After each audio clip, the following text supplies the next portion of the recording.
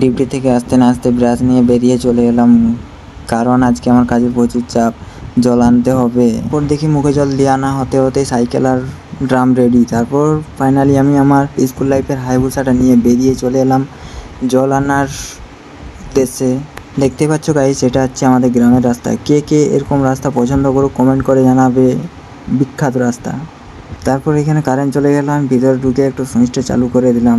দেন আমার জল ভর্তি করছি। দেন দেখতেই পাচ্ছ আমার জল ভরা কমপ্লিট হয়ে গেল। তারপর আমি সাইকেলে জলটা তুলে নিলাম। তারপর বাড়ি চলে যেতে হবে। আবার কাজের কোনো শেষ নেই, মার খাওয়ার কোনো বয়স নেই, ঠিক তেমনি কথা। খালি অনেকক্ষণ থেকে কাজ করার পর আমার খাবার চলে এসেছে, আমি খেয়ে নিলাম। তারপর বিয়ে না করলে কপালে এরকমই দুঃখ হয় ছেলেদের জীবনে। ফাইনালি গাইস আমার খাওয়া দাওয়া কমপ্লিট, তাই আমি বিছানাতে চলে এলাম।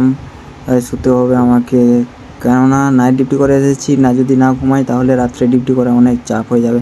জানি না আমার ফালতু মিনি ব্লগটা তোমাদের কেমন লাগলো। যদি ভালো লেগে থাকে লাইক কমেন্ট অ্যান্ড শেয়ার করে। আজকে